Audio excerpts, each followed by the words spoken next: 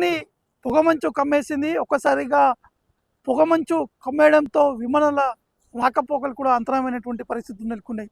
దాదాపు 50కు పైగా విమానాలు కూడా రద్దు చేసినట్టు కూడా మనకి సమాచారం అందుతుంది. ఢిల్లీ నుంచి ఇతర రాష్ట్రాలకు వెళ్ళేది, ఇతర రాష్ట్రాల నుంచి ఢిల్లీకి వచ్చేటువంటి విమానాలను కూడా రద్దు చేశారు. కొన్ని విమానాలు ఆలస్యం కూడా నడుస్తుంది. మరోవైపు రైల్వే శాఖ కూడా కొద్దిసేపటి క్రితం ఒక ప్రకటన కూడా చేయడం జరిగింది. ఢిల్లీకి వచ్చేటువంటి కొన్ని రైళ్లు కూడా ఆలస్యంగా నడుస్తున్నాయి కాబట్టి కొంత సమయం మనం పాటించాలని చెప్పేసి కూడా అక్కడ రైల్వే శాఖ అధికారులు కూడా చెప్తున్నటువంటి పరిస్థితి. ప్రస్తుతం నేను ఉన్నటువంటి ఈ ప్రాంతం ఇండియా గేట్.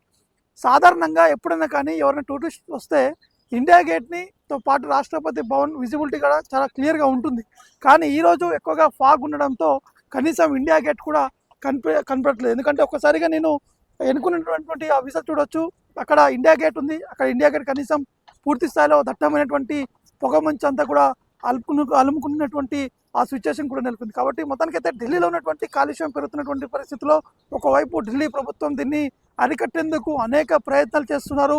మరోవైపు కేంద్ర ప్రభుత్వం కూడా ఎట్టి పరిస్థితుల్లో పొల్యూషన్ కంట్రోల్ చేసేటువంటి విధంగా అనేక ప్రయత్నాలు కూడా చేస్తున్నటువంటి పరిస్థితి నెలకొంది. కాబట్టి ఎట్టి పరిస్థితుల్లో ఢిల్లీలో ఉన్నటువంటి ప్రజలు, వృద్ధులు కావచ్చు, వారందరూ కూడా కొంత జాగ్రత్త కూడా పాటించాలని చెప్పేసి ఒకవైపు వైద్యులు చెప్తున్నారు. ఎందుకంటే ఢిల్లీలో ఉన్నటువంటి కాలుష్యంతో పాటు పొగమంచు ఎక్కువగా ఉంది కాబట్టి కొంత సైడ్ ఎఫెక్ట్స్తో పాటు కొంత ఆరోగ్యకరంగా ఇబ్బందులు పడతారని చెప్పేసి కూడా వైద్యులు కూడా చెప్పడం జరుగుతుంది. కాబట్టి ఒకవేళ ఎమర్జెన్సీ ఉంటేనే మాత్రమే వారు బయటికి కూడా రావాలని చెప్పేసి కూడా ఇక్కడ ఉన్నటువంటి ఢిల్లీ వైద్యులు కూడా చెప్తున్నారు.